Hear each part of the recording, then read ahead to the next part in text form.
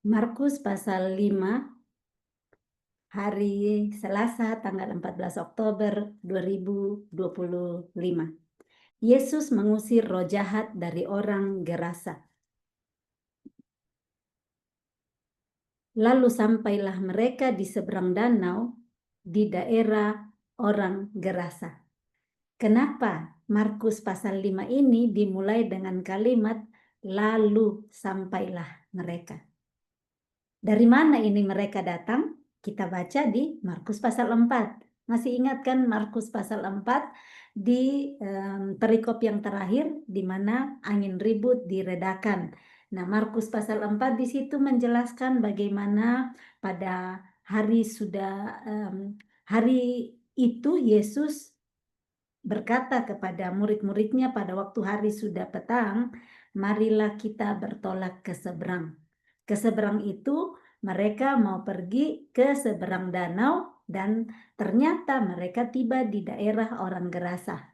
Masih ingat bagaimana perjalanan murid-murid dengan Yesus di dalam perahu, Yesus bersama murid-muridnya, dan Yesus tertidur pada waktu itu. Nah, saat Yesus tertidur, ada taufan yang mengamuk sangat dahsyat, ombak menyembur masuk dalam perahu. Dan apa yang dialami murid-murid saat itu?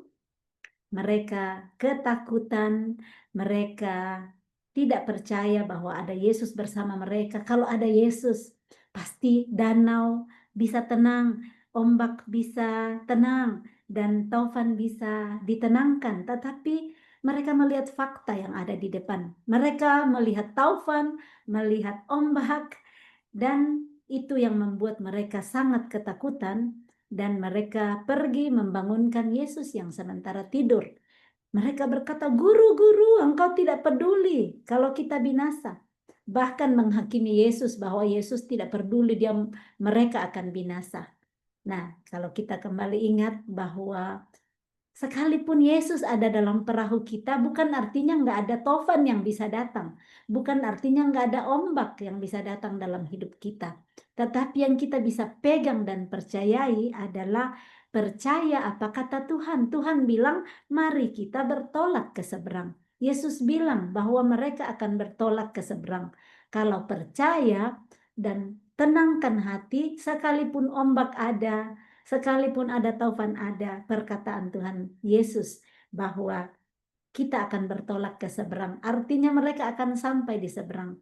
Tapi fakta di depan mata mereka membuat murid-murid sangat ketakutan. Dan mereka tidak mempercayai lagi bahwa mereka akan tiba di seberang. Bahkan mereka berkata bahwa mereka semua akan binasa dalam hal ini kan mati tenggelam. Itu yang mereka takutkan. Seperti itu yang bisa kita alami dalam hidup kita, menjalani badai-badai kehidupan, tofan-tofan kehidupan. Ya, ada Tuhan Yesus dalam hidup kita, tapi mungkin kita pikir juga Tuhan Yesus lagi tertidur. Tuhan Yesus nggak dengar doa-doa kita. Tuhan Yesus tidak melihat bagaimana ganasnya taufan yang datang menyerbu perahu kehidupan kita. Dan mungkin kita seperti murid-murid Yesus yang berkata, Tuhan Yesus, Engkau tidak peduli bahwa saya akan binasa. Dan firman Tuhan akan kita lanjutkan di mana sesudahnya Yesus bangun dan Yesus hardik taufan. Yesus hardik danau itu. Dan Yesus yang punya kuasa di surga dan di bumi. Kita sudah baca di Matius terakhir pasal 28. Ayat 19 bahwa Yesus berkata, kepadaku telah diberi segala kuasa di sorga dan di bumi. Dia sanggup untuk menguasai danau yang tidak tenang. Dia sanggup untuk menghardik tofan. Seperti itu yang dia bisa kerjakan dalam hidup kita. Semua angin-angin keras, topan-topan, ombak-ombak dalam hidup kita, Yesus sanggup untuk tenangkan. Tetapi bagian kita untuk percaya, bagian kita untuk melihat dia dengan iman, bukan melihat tofan kehidupan kita. Nah, itu yang terjadi. Danau menjadi tenang dan teduh sekali, dan mereka bisa menyeberang, melanjutkan perahunya sampai di seberang. Kenapa di Markus pasal 5 ini dimulai dengan lalu sampailah mereka di seberang. Jadi sampainya mereka di seberang mengalami perjalanan yang menakutkan, mengalami taufan yang dahsyat. Tetapi buntut-buntutnya, akhirnya perkataan Yesus di awal di Markus 4 ayat 35, marilah kita bertolak ke seberang, tergenapi. Mereka tiba di seberang. Ayat 1 dari Markus pasal 5, di sini kita sudah baca bersama-sama. Lalu sampailah mereka di seberang danau. Jadi mereka tidak tenggelam, mereka tidak binasa, tetapi mereka bisa melewati semua badai-badai dan taufan dengan selamat bersama dengan Yesus. Firman di Markus pasal 4 ini bisa nolong kita untuk menjalani taufan kehidupan dengan tetap percaya bahwa Yesus bersama dengan kita. Dia tolong kita.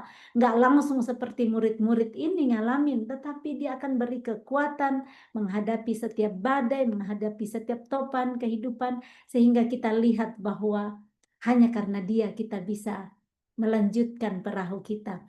Hanya karena ada Yesus bersama kita, kita dikuatkan, kita diberi pengharapan, dan pasti satu kali kelak, satu hari yang hanya dia yang tahu, karena segala sesuatu indah pada waktunya, dia akan menolong kita bersama-sama tiba di seberang, tiba di setiap pengharapan yang Tuhan taruh di hati kita masing-masing. Ya, ini untuk memulai pembacaan supaya kita ingat sedikit Markus pasal 4, dan Yesus sekarang sudah tiba di daerah orang Gerasa, di mana judul dari perikop ini Yesus mengusir roh jahat dari orang Gerasa. Kita lanjut ayat yang kedua. Baru saja Yesus turun dari perahu, datanglah seorang yang kerasukan roh jahat dari pekuburan menemui dia. Jadi ini Yesus baru saja mendaratkan perahu dengan murid-murid. Dia turun dari perahu, ada seorang yang kerasukan roh jahat dari kuburan. Jadi dia datang dari kuburan menemui Yesus. Orang itu diam di sana dan tidak ada seorang pun lagi yang sanggup mengikatnya sekalipun dengan rantai. Karena sudah sering ia dibelenggu dan dirantai, tetapi rantainya diputuskannya dan belenggunya dimusnahkannya, sehingga tidak ada seorang pun yang cukup kuat untuk menjinakkannya. Siang malam ia berkeliaran di pekuburan dan di bukit-bukit sambil berteriak-teriak dan memukuli dirinya dengan batu. Ketika ia melihat Yesus dari jauh, berlarilah ia mendapatkannya, lalu menyembahnya. Kita stop sampai ayat yang 6. Masuk kembali dulu di ayat yang kedua. Jadi Tuhan Yesus turun dari perahu. Ini seorang yang terrasuk oleh roh jahat. Semua usaha sudah dipakai oleh orang-orang di sekitarnya, mungkin oleh keluarganya, untuk supaya dia bisa tenang tinggal di rumah, supaya dia bisa tidak menyakiti dirinya dengan memukuli dirinya dengan batu, tetapi mereka tidak berhasil. Bahkan sudah dibelenggu dengan rantai, rantainya bisa diputuskan, belenggunya dimusnahkan. Begitu kuatnya kekuatan roh jahat yang merasuki dia, sampai rantai pun bisa dia putuskan, belenggu dimusnahkan. Dan saat Yesus tiba di daerah orang Gerasa ini orang melihat Yesus dari jauh. Ayat 6 ya, ketika ia melihat Yesus dari jauh, berlarilah ia mendapatkannya lalu menyembah. Dia datang kepada Yesus, dia rindu dibebaskan dari roh jahat ini. Ini dia pribadinya yang berlari kepada Yesus. Di ayat 2 tadi dikatakan datanglah seorang yang kerasukan roh jahat dari pekuburan. Tetapi di ayat 6 dikatakan dia berlari. Dia melihat Yesus dari jauh. Dan apa yang dia lakukan pertama kali? Menyembah dia. Menyembah dalam arti merendahkan dirinya. Dia datang bersujud di hadapan Yesus. Dia tahu bahwa Yesus sanggup untuk menolong dia, membebaskan dia dari roh jahat yang sudah merasukinya beberapa lama, yang membuat dia harus tinggal berkeliaran siang dan malam di pekuburan, yang membuat dia teriak-teriak pukulin dirinya dengan batu. Dan dia tahu bahwa ada yang namanya Yesus yang bisa menolong dia. Dia lihat Yesus dari jauh dan dia datang menyembah dia. Ayat yang ketujuh. Dan dengan keras ia berteriak, "Apa urusanmu dengan aku, hai Yesus, anak Allah yang maha tinggi? Demi Allah, jangan siksa aku." Karena sebelumnya Yesus mengatakan kepadanya, "Hai engkau roh jahat, keluar dari orang ini." Kemudian ia bertanya kepada orang itu, "Siapa namamu?" Jawabnya, "Namaku Legion, karena kami banyak." Ia memohon dengan sangat supaya Yesus jangan mengusir roh-roh itu keluar dari daerah itu. Jadi kalau kita ngerti di sini, yang datang mencari Yesus adalah ini pribadi orang ini. Nah, di dalamnya ada roh yang merasuki dia. Roh-roh inilah yang berkata, "Apa urusanmu dengan aku, hai Yesus?" Karena Yesus sudah mencoba, bukan mencoba ya, Yesus sudah berkata sebelumnya kepada orang ini, "Hai engkau roh jahat, keluar dari orang ini." Jadi roh jahat saat bertemu dengan Yesus, dia takut kepada Yesus. Dia kenali saat orang ini yang kerasukan roh jahat berlari kepada Yesus, mendekati Yesus, roh jahat tidak bisa berbuat apa-apa lagi. Mereka takut kepada Yesus. Mereka tahu siapa Yesus. Dan ini dikatakan, Yesus tanya, "Siapa namamu?" Dia katakan Legion. Legion itu artinya ribuan di sini karena kami banyak.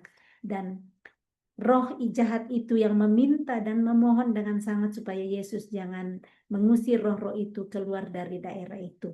Nah, ayat 11, adalah di sana di lereng bukit sejumlah besar babi sedang mencari makan.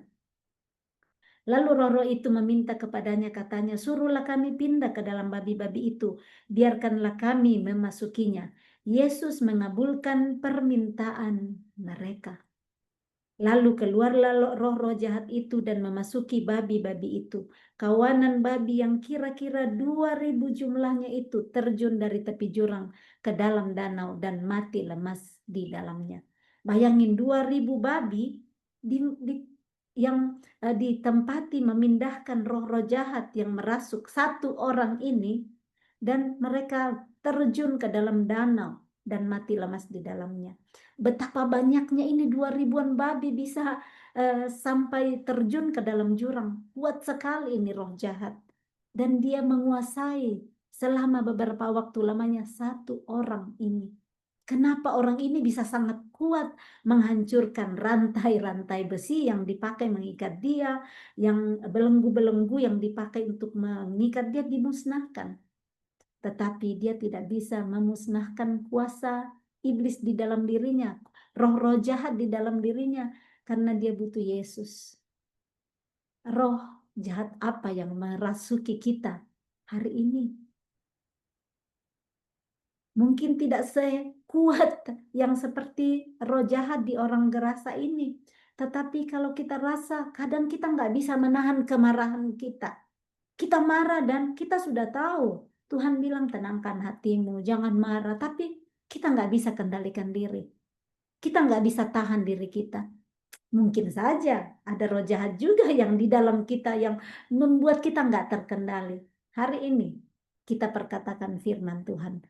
Firman Tuhan yaitu Yesus berkata, "Hai roh jahat, keluar dari diri orang ini." Kita bisa katakan ke diri kita hari ini, "Hai roh jahat, roh kemarahan kah, roh frustrasi kah, roh depresi kah, roh kepanikan kah, roh apa saja yang ada pada diri kita." Kalau kita rasa itu masih ada yang membelenggu kita, yang kadang kita tidak bisa tahan diri, kita perkatakan hari ini, "Keluar dari diriku, keluar berpisah dengan diriku, karena aku dengar firman hari ini, dan firman mengajarkan aku bagaimana Yesus mengusir roh jahat dari diri orang Gerasa ini."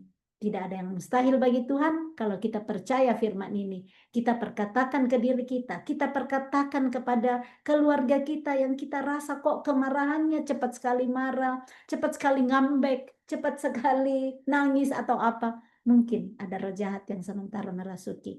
Supaya kita dibebaskan, kita dimerdekakan. Karena firman Tuhan berkuasa untuk mengajari kita bagaimana Yesus mengusir roh jahat. Yesus ada di dalam kita hari ini melalui Roh Kudus. Kita bisa pakai kuasa itu untuk membebaskan diri kita, membebaskan diri orang-orang di sekitar kita dengan mempercayai apa kata Yesus, dan melalui kita Yesus bisa melakukan kuasanya dan nantinya dia dimuliakan. Ya, ayat 14. Maka larilah penjaga-penjaga babi itu dan menceritakan hal itu di kota dan kampung-kampung di sekitarnya. Lalu keluarlah orang untuk melihat apa yang terjadi. Jadi mereka berlari, nih penjaga babi sudah ketakutan melihat babinya semua terjun ke jurang. Mereka menceritakan ke kota dan di kampung-kampung sekitarnya. Karena mereka banyak ya penjaga babi. Ayat yang ke-15, mereka datang kepada Yesus dan melihat orang yang kerasukan itu duduk. Sudah berpakaian dan sudah waras. Orang yang tadinya kerasukan legion itu, maka takutlah mereka.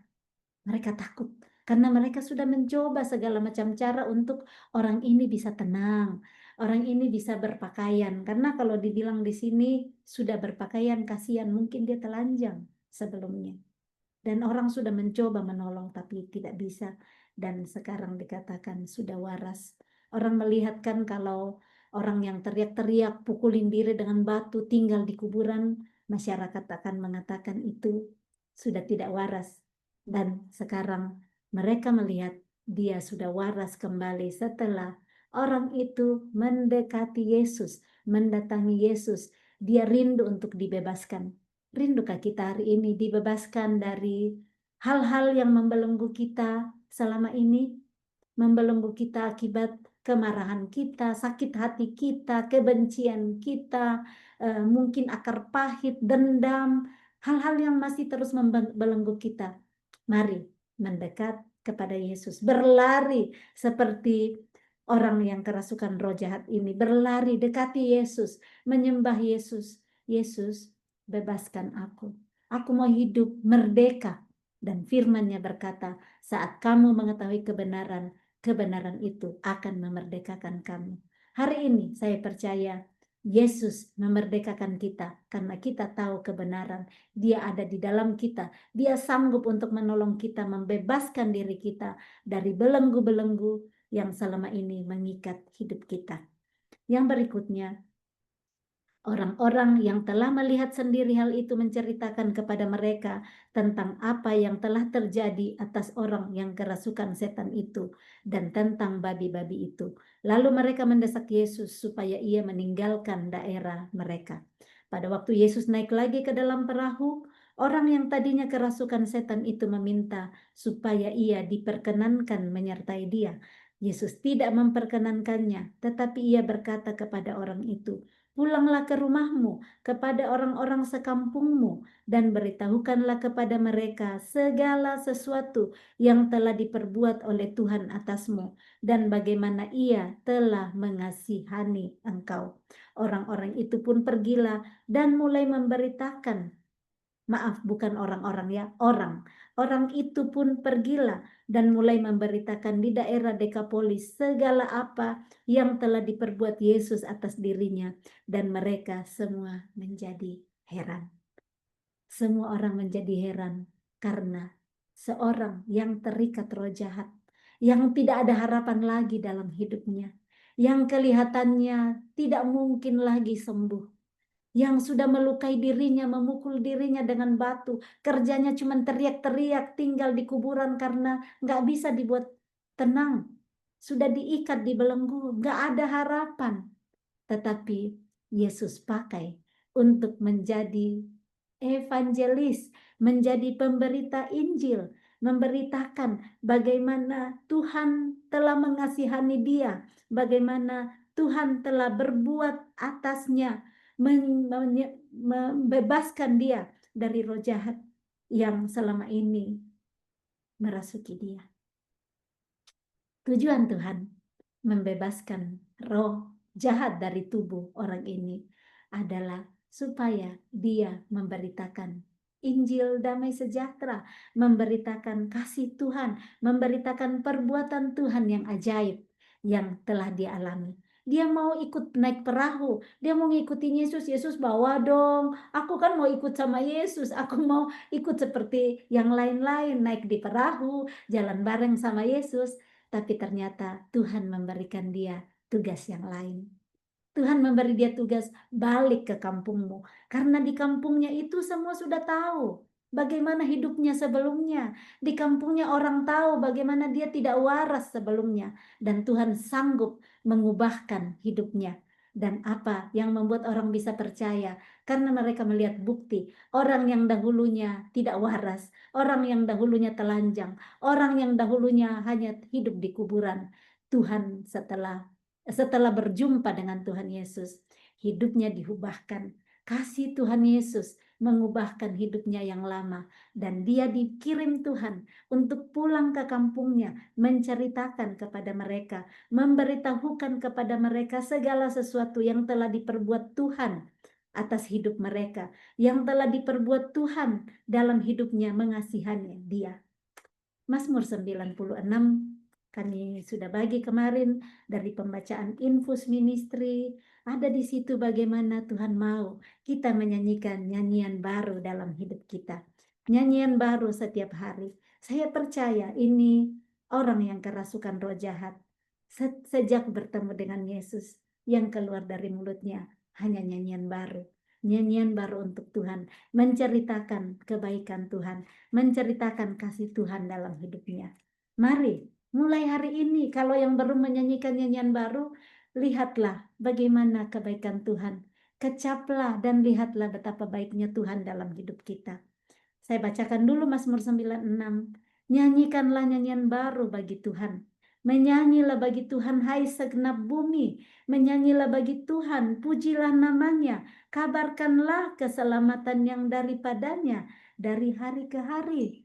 Kabarkan, ini yang dilakukan oleh orang yang kerasukan roh jahat ini. Dia pulang ke kampungnya, dia kabarkan keselamatan yang daripada Tuhan dari hari ke hari. Dia nggak stop satu hari saja. Dia lanjut besok, dan besoknya lagi, dan besoknya lagi, dan besoknya lagi. Dan hari ini kita yang ikut mendengarkan kabar keselamatan yang dia bagikan dengan dipulihkannya hidupnya. Ceritakanlah kemuliaannya di antara bangsa-bangsa dan perbuatan-perbuatannya yang ajaib di antara segala suku bangsa. Jangan tutup mulut saat Tuhan sudah melakukan perbuatannya yang ajaib dalam hidup saudara, dalam hidup saya. Ceritakan bagaimana baiknya Tuhan dalam hidup kita. Bagaimana Tuhan sanggup mengubahkan dari yang tidak mungkin menjadi mungkin. Hari ini saya tidak mau berbagi sebenarnya, tapi saya mau berbagi di mana hari ini adalah hari ulang tahun saya yang ke-55. Tuhan memberikan firman Markus pasal 5. Tuhan main dengan angka-angka dengan saya. Hari ulang tahun ke-55, Markus pasal 5, tanggal 14 Oktober, 1 tambah 4, 5, 5 tambah 5, 10. Wah, begitu indah. Tuhan baik dalam hidup saya. Saya pernah dalam hidup dikatakan orang tidak waras, seperti yang dialami oleh orang dari Gerasa ini.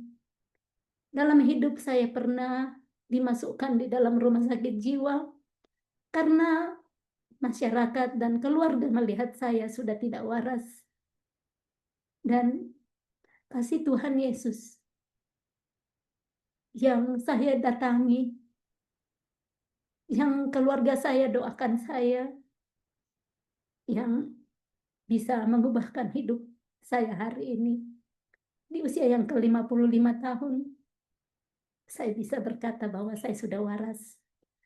Saya sudah berpakaian, dan Tuhan mau supaya saya pergi memberitakan bagaimana Dia berbuat baik kepada saya, bagaimana Dia mengasihi saya, dan semua perbuatan-perbuatan dan kasih-Nya yang saya alami dari hari ke hari.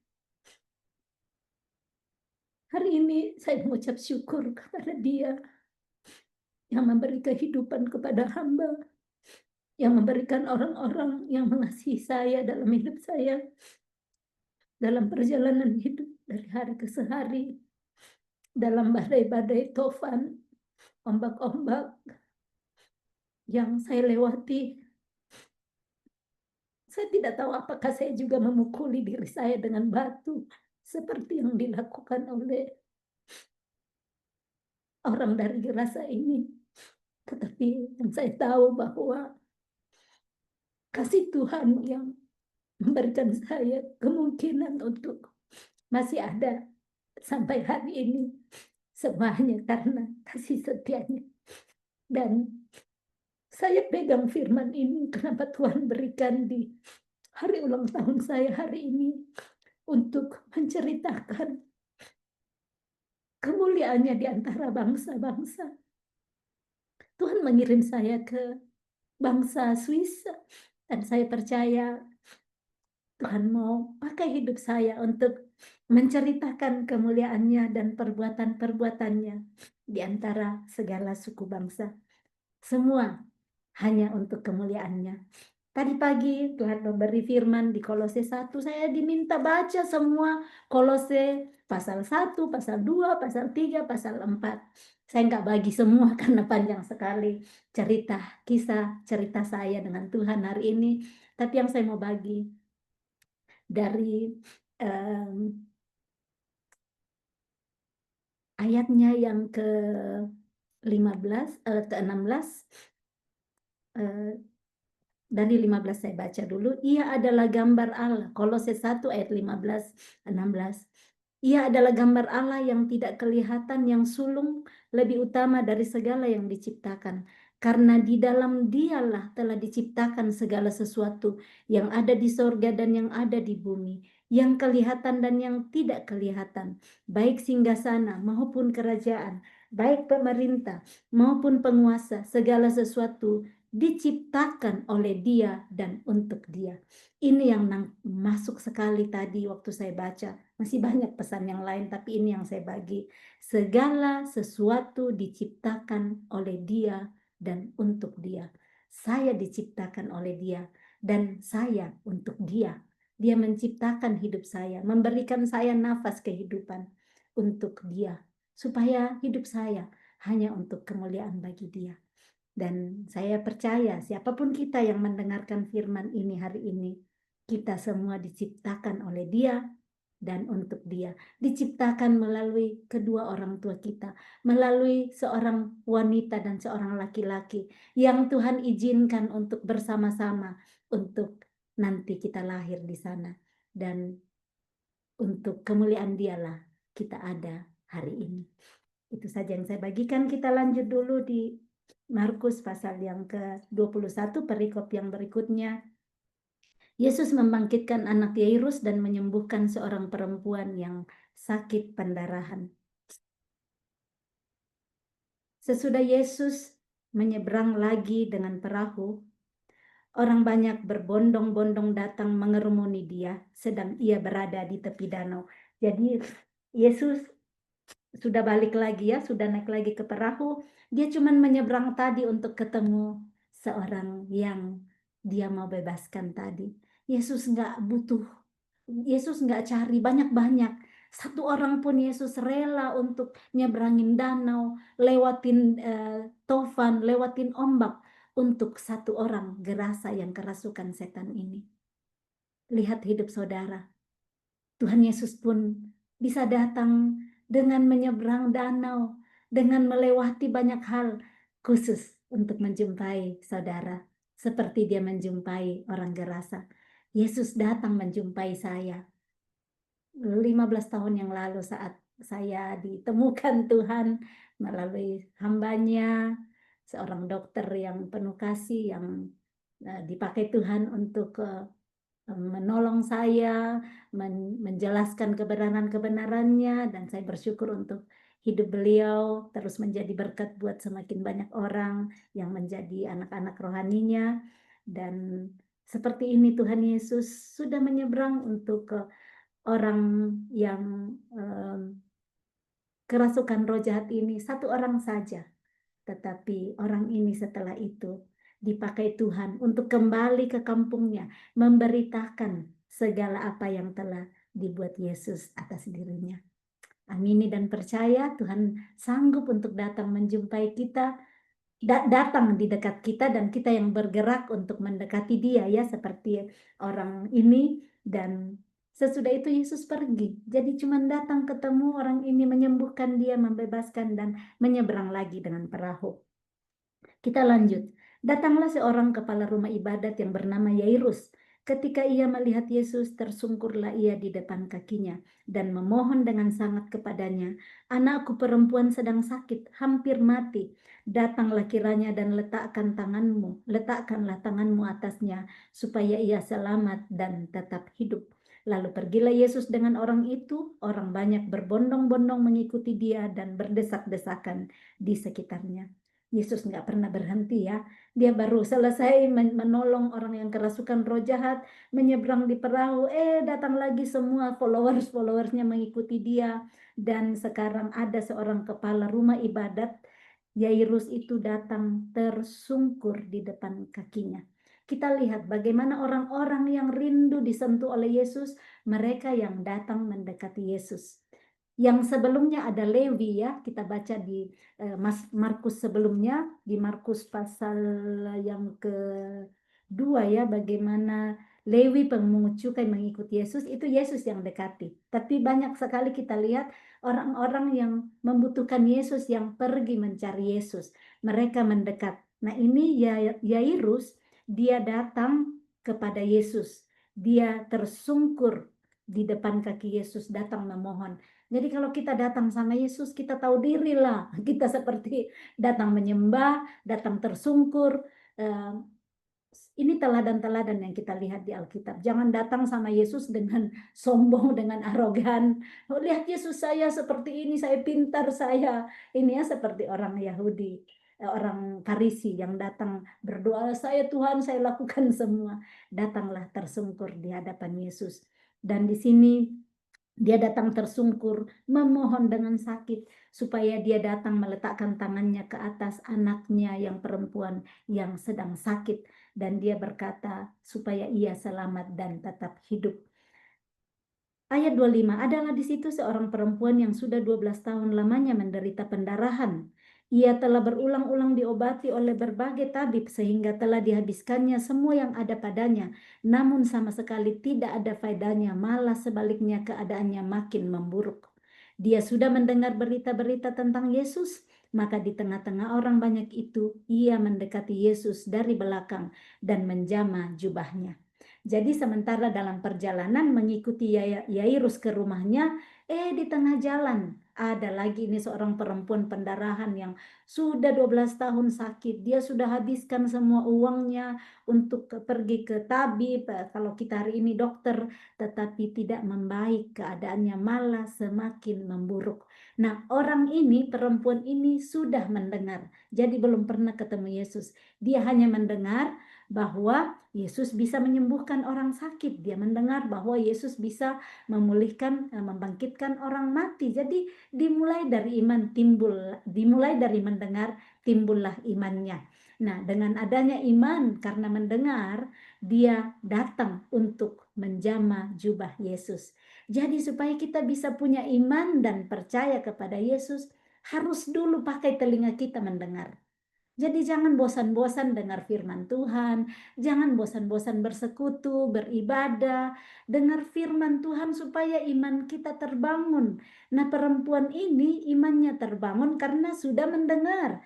Dia sudah mendengar berita-berita tentang Yesus, bukan cuma satu berita. Banyak berita tentang Yesus yang membangkitkan imannya, sehingga dia pergi mendekati Yesus. Dia berkata di sini, "Asal kujabah saja jubahnya, aku akan sembuh." Seketika itu juga berhentilah pendarahannya dan ia merasa bahwa badannya sudah sembuh dari penyakitnya. Seketika saat imannya dia jalankan, dia jamah jubah Yesus, dia sembuh. Pada ketika itu juga Yesus mengetahui bahwa ada tenaga yang keluar dari dirinya. Lalu ia berpaling di tengah orang banyak dan bertanya, "Siapa yang menjamah jubahku?" Murid-muridnya menjawab, "Engkau melihat banyak orang-orang ini berdesak-desakan dekatmu. Dan engkau bertanya, siapa yang menjamah aku?" Lalu ia memandang sekelilingnya untuk melihat siapa yang telah melakukan hal itu. Perempuan itu yang menjadi takut dan gemetar ketika mengetahui apa yang telah terjadi atas dirinya, tampil dan tersungkur di depan Yesus dan dengan tulus memberitahukan segala sesuatu kepadanya. Maka katanya kepada perempuan itu, "Hai anakku, imanmu telah menyelamatkan engkau. Pergilah dengan selamat dan sembuhlah dari penyakitmu." Jadi kita lihat bagaimana perempuan yang sudah 12 tahun ke sana kemari berobat, habiskan hartanya, tapi malah semakin buruk keadaannya. Saat dia mendengar tentang berita-berita Yesus, dia percayai, dia imani. Saat ada Yesus lewat di sekitar tempatnya berada, dia berjalan mendekati Yesus. Dia nggak takut apa kata orang. Perempuan pendarahan saat itu dihindari orang. Dan pastinya dia sudah terkenal, sudah 12 tahun dia sakit. Tapi dia singkirkan semua malunya. Dia singkirkan semua ketakutannya. Dia tahu bahwa dia hanya mau mendekat, menyentuh jubah Yesus. Dan iman seperti itu yang Yesus lihat. Yesus di antara banyaknya kerumunan orang merasakan kuasa yang besar keluar dari dirinya. Pasti Yesus tahu, tapi dia cuma tanya ya ke murid-murid, "Siapa ini? Siapa yang menjamah jubahku?" Ini murid-murid Yesus kita lihat ya. Murid-murid Yesus nggak lihat lebih jauh. Mereka cuma bilang, "Engkau lihat bagaimana orang-orang ini berdesak-desakan dekatmu. Dan engkau masih tanya siapa yang menjamah aku." Kurang-kurang apa, seperti lugu-lugu lah ini murid Yesus ya, bahwa Yesus sebenarnya tahu dan di pikiran mereka hanya yang mereka pikir saat itu begitu banyaknya orang pastilah banyak yang jamah jubah Yesus, tapi Yesus tahu ada seseorang yang menjamah jubahnya dengan iman, bukan karena bersenggolan saja karena sempit-sempit, tetapi ada yang menjamah jubahnya dengan iman. Dan perempuan ini jujur. Dia nggak sembunyi, kan kadang kita malu mengakui iman kita. Kita malu di depan orang banyak. Tapi dia datang dengan jujur. Dia nggak, yang tadi dia sudah kan, dia buang semua takutnya, malunya. Dia datang tersungkur di depan Yesus dengan tulus memberitahukan segala sesuatu. Dia bongkar semua, dia ceritakan hidupnya sama Yesus di depan banyak orang. Dia berkesaksian di depan Yesus. Dia nggak malu beritakan hidupnya, 12 tahun pendarahan, 12 tahun disingkirkan orang, 12 tahun dihina-hina orang, 12 tahun orang nggak mau dekat-dekat dia. Dan dia menjadi takut dan gemetar saat tahu bahwa dirinya sembuh. Dia datang tersungkur mengakui kepada Yesus segala sesuatunya. Maukah kita datang mengakui di depan Yesus segala sesuatu dalam hidup kita? Apa yang sudah kita lewati, tersungkur dan tulus cerita kepada Dia, menceritakan bagaimana Dia sudah menyembuhkan hidup kita. Ada kita sudah disembuhkan dan kita tutup mulut, tidak mau berbagi kepada orang lain. Seperti tadi yang orang gerasa, dia tidak tutup mulut, dia pulang ke kampungnya dan menceritakan segala sesuatu yang Tuhan perbuat dalam hidupnya. Dan perempuan itu pun dengan tulus memberitahukan segala sesuatu. Yesus nggak sendiri saat itu, ya banyak orang di sekitarnya yang pasti dengar. Tapi dia nggak malu, dia nggak takut. Karena dia sudah rasakan bagaimana Tuhan menyentuh hidupnya. Ayat 34, maka kata Yesus kepada perempuan itu, "Hai anakku, imanmu telah menyelamatkan engkau. Pergilah dengan selamat dan sembuhlah dari penyakitmu." Iman yang menyelamatkan seseorang. Iman yang mempercayai Yesus sudah mati di kayu salib untuk saya. Dosa-dosaku yang lama sudah dipulihkan, sudah diampuni. Dan hari ini saya nggak bikin lagi dosa yang sama. Jangan terus mau terintimidasi dengan tipu-tipuan iblis yang katakan, kamu dulu begini, oh kamu dulu seperti itu, kamu dulu bikin dosa ini. Kalau kita terima Yesus, Dia adalah setia dan adil. Dia mengampuni segala dosa kita dan menyucikan kita dari segala kejahatan. Tapi ada konsekuensi yang kita lewati, yang harus kita hadapi. Tanggung jawab atas dosa yang kita yang sudah dilakukan. Tapi saat kita sadari dosa kita percaya bahwa Yesus sudah mengampuni saya saya nggak lakukan lagi dosa yang sama di masa yang lalu. Oke, saya siap menghadapi semua konsekuensi dari dosa-dosa saya yang sudah saya lakukan di masa lalu. Tapi dia nggak akan tinggalkan menjalani konsekuensi itu, menjalani akibat dari apa yang dilakukan sebelumnya. Dia beri kekuatan dan dia lepaskan kita keluar sebagai pemenang, lebih daripada pemenang. Dan perempuan ini, dia keluar lebih daripada pemenang. Imannya telah menyelamatkan dia. Yesus berkata, pergilah dengan selamat dan sembuhlah dari penyakitmu.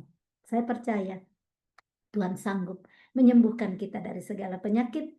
Kita percayai dia, imani dia, penyakit apapun yang ada dalam hidup kita.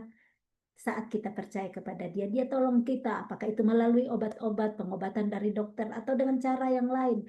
Tuhan sanggup menolong kita dengan segala cara. Kau selalu punya cara untuk tolongku, kata lagu ya. Kau selalu punya cara untuk menolongku. Kau dahsyat dalam segala perbuatanmu. Dan ku tentram di dalam caramu. Mari kita tentram di dalam cara Tuhan menyembuhkan dan memulihkan kita dari sakit penyakit kita. Ayat 35. Ketika Yesus masih berbicara, datanglah orang dari keluarga kepala rumah ibadat itu dan berkata, "Anakmu sudah mati. Apa perlunya lagi engkau menyusah-nyusahkan guru?" Tetapi Yesus tidak menghiraukan perkataan mereka dan berkata kepada kepala rumah ibadat, "Jangan takut, percaya saja." Kita bisa ambil posisi ini Yairus, kepala rumah ibadat. Dari tadi kan dia dulu yang minta sama Yesus, tapi di stop sama perempuan ini di tengah jalan. Tinggal lagi khotbah, tinggal lagi cerita semua, menceritakan semua sama Yesus. Waktu yang diambil kan pasti banyak. Sementara anaknya sudah hampir mati waktu dia datang sama Yesus. Bagaimana sabarnya ini Yairus menunggu Yesus, waktunya Yesus untuk melanjutkan perjalanan bersama dia.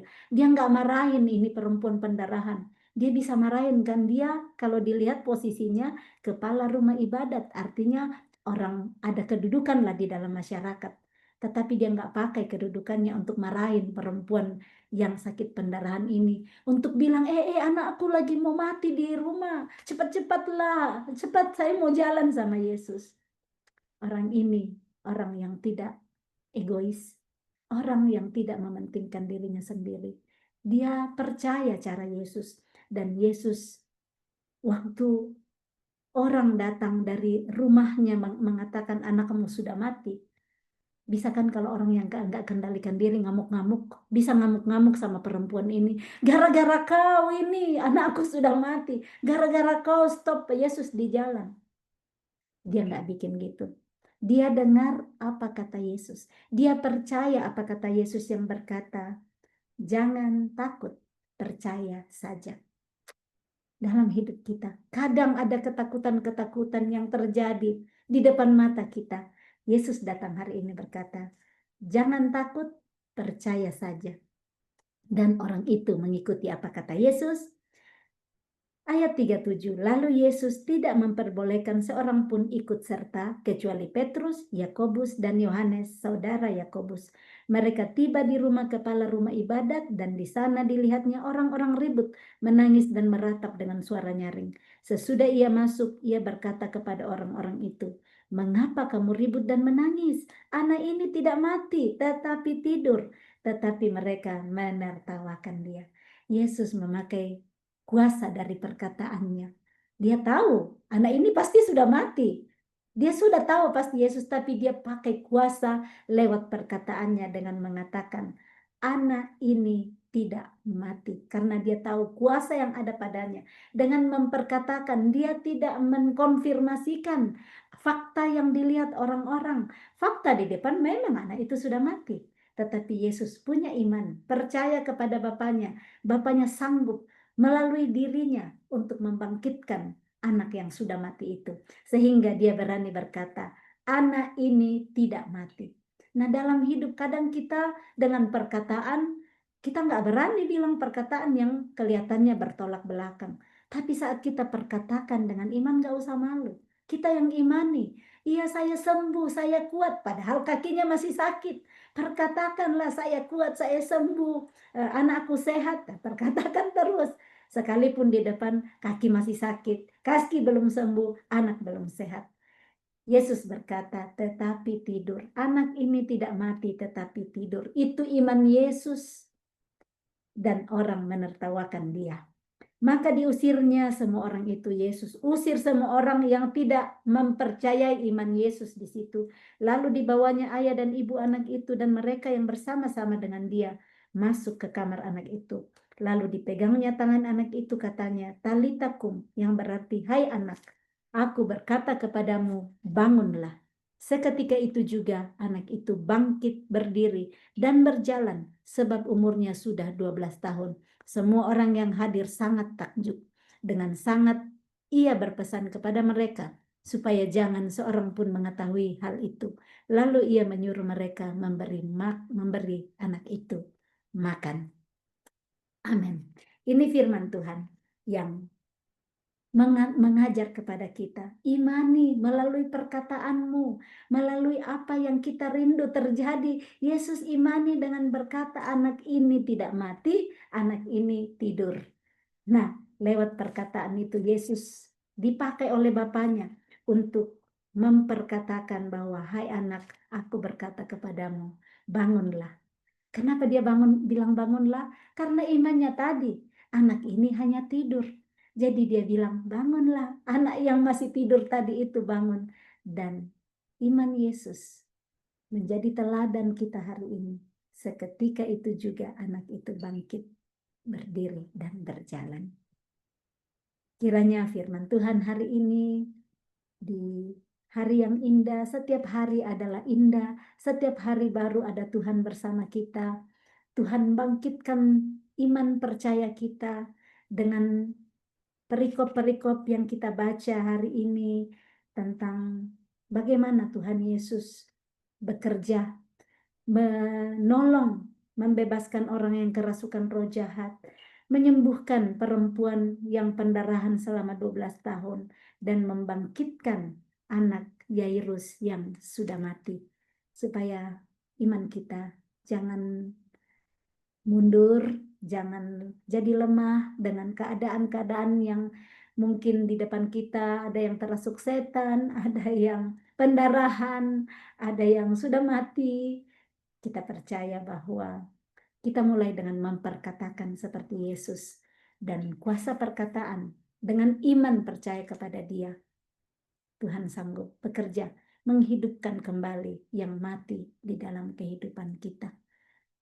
Kita kembalikan segala pujian, syukur, dan hormat kepada Dia karena segala sesuatu adalah dari Dia dan oleh Dia dan kepada Dia. Bagi Dialah kemuliaan sampai selama-lamanya.